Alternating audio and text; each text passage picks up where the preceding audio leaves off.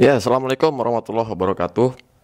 Ya, kali ini kita akan membahas tentang seputar jarum skep. Ya, dulu pernah juga aku kupas tentang jarum skep ya. Tapi itu jarum skep yang modifikasi. Nah, kali ini kita akan membahas karakter dari beberapa jenis jarum skep. Ini di hadapan kita, sekarang sudah ada 3 jenis jarum skep dengan karakter yang berbeda-beda.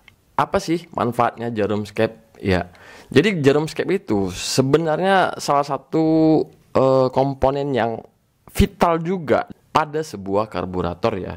Nah, jarum skep inilah yang menentukan karakter dari tarikan sepeda motor kita. Kenapa bisa begitu? Ya, ini kita coba jelaskan ya secara rinci dan mendetail. Ya, ini yang pertama ada jarum skep dengan tipe DGQ. Mudah-mudahan teman-teman kelihatan ya, DGQ. Ya. Lalu yang ini tipenya DGL ya. Lalu yang ini tipenya JJH. Nah, ketiga jarum ini adalah jenis-jenis jarum yang umum dipakai di sepeda motor teman-teman yang hobi oprek-oprek.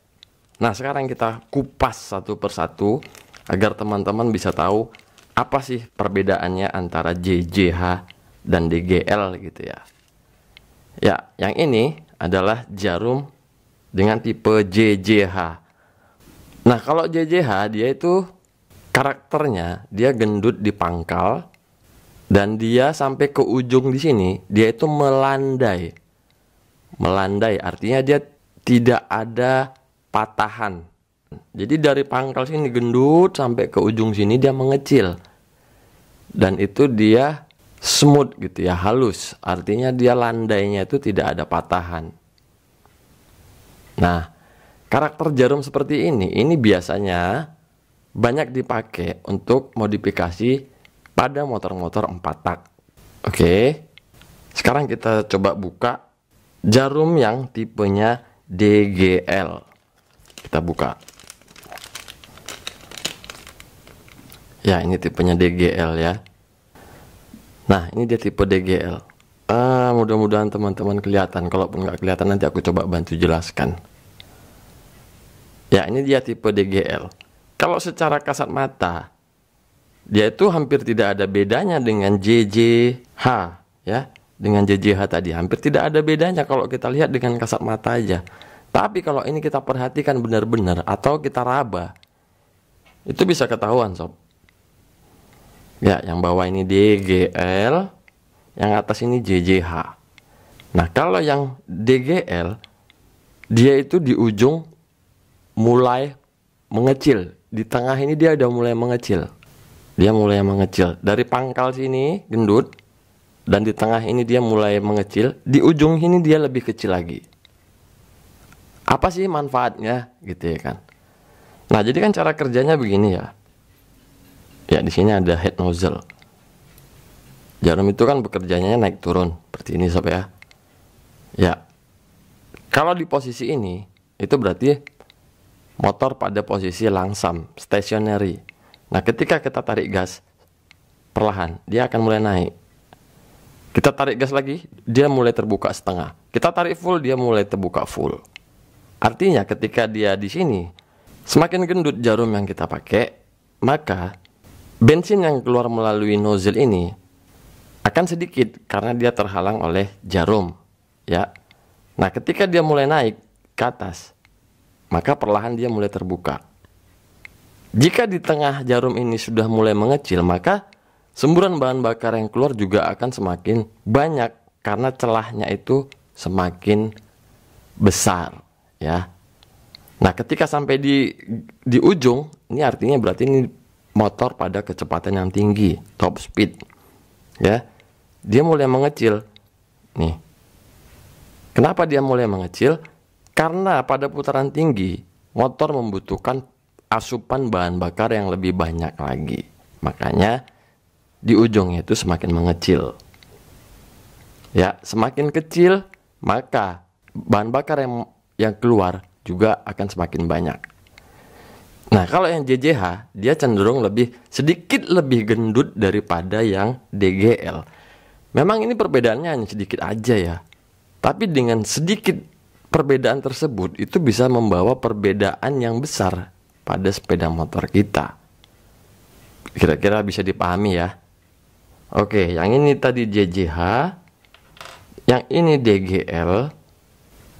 Nah, sekarang kita coba kupas yang DGQ. Tambahan sedikit lagi.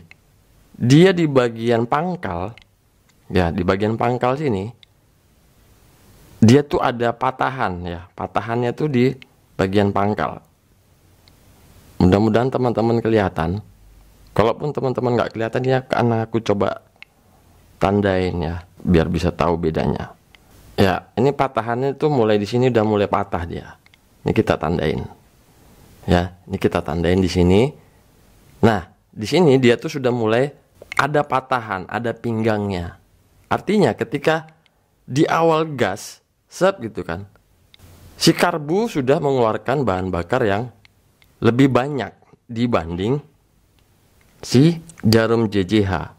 Tentunya si motor akan lebih responsif karena asupan bahan bakarnya semakin banyak. Ya, di sini dia sudah mulai patah. Kalau di sini dia nggak ada. Kalau di JJH dia hanya landai aja sampai ke ujung ya. Adalah banyak aku tandain. Oke, sekarang kita coba buka jarum yang tipenya DGQ.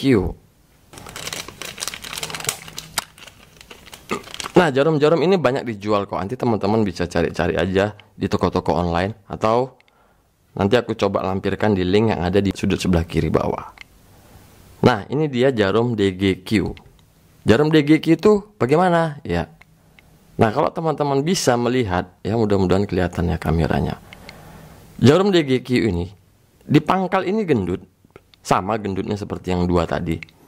Tapi dia sampai di sini, patahnya itu benar-benar patah. Dan dia langsung mengecil menuju tengah dan ke ujung. Kalau yang DGL tadi, dia juga patah, cuman di bagian tengah dia masih landai. Ya. Artinya kalau yang DGQ, asupan bahan bakar itu jauh lebih banyak lagi ketimbang yang DGL pada saat putaran awal mesin. Kita baru buka putaran gas 1/4 gitu kan. Nah, jarum DGQ tadi sudah mengeluarkan asupan bahan bakar yang lebih banyak dibanding DGL. Ini dia ada patah, cuman dia di tengah masih gendut. Nah, kalau yang DGQ dia juga patah, tapi dia di tengah ini langsung mengecil. Nah, patahannya juga berbeda ya sob ya. Kalau yang DGQ dia sedikit lebih tinggi. Artinya kita sedikit aja buka putaran gas, si DGQ ini sudah mengeluarkan bahan bakar yang lebih banyak dibanding dengan DGL. Nah, biasanya kedua karakter jarum ini banyak dipakai di motor-motor 2 tak. Apakah ini bisa dipasang di motor 4 tak? Bisa aja sob. Yang penting teman-teman memahami karakternya dan bisa men-setting pilot jet dan main jet. Seperti itu sob ya. Yang ini tadi DGL, yang ini tadi DGQ. Ya. Ya, dari ketiga jarum ini mana yang terbaik? Sebenarnya mana yang terbaik itu tergantung peruntukannya, tergantung gaya berkendara teman-teman. Kalau gaya berkendara teman-teman itu santai, relax ya, nggak suka yang betot-betot, spontan-spontan, pakai yang JJH ini sudah cukup oke.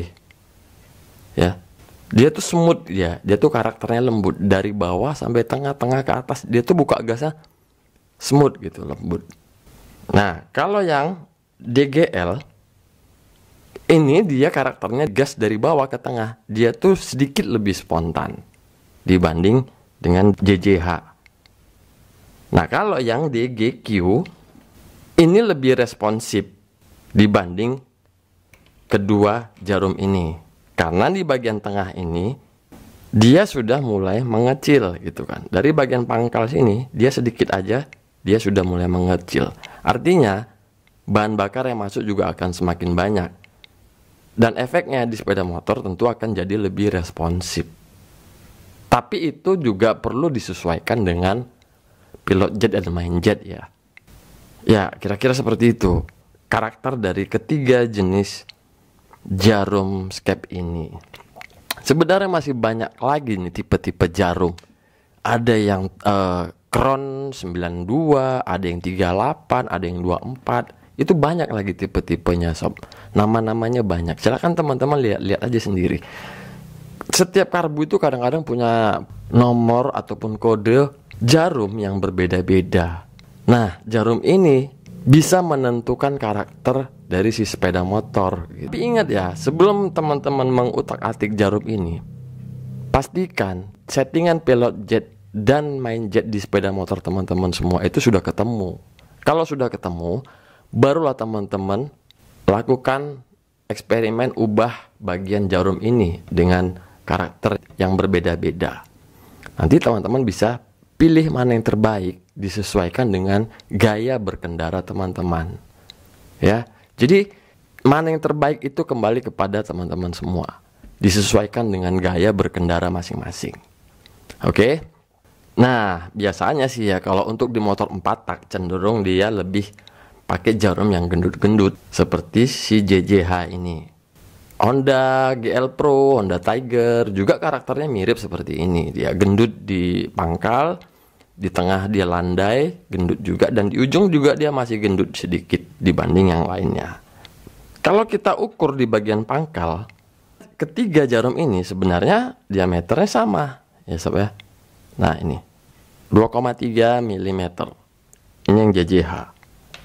Kita coba yang DGL. 23 juga ya. Lalu yang DGQ 23 juga.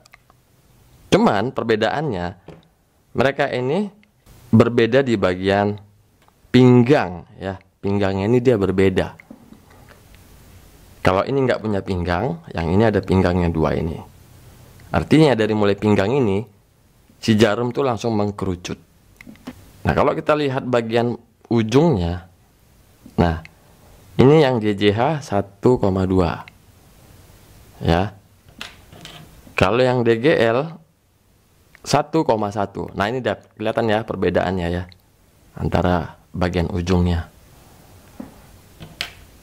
Kalau yang DGQ sama 1,1 sob ya.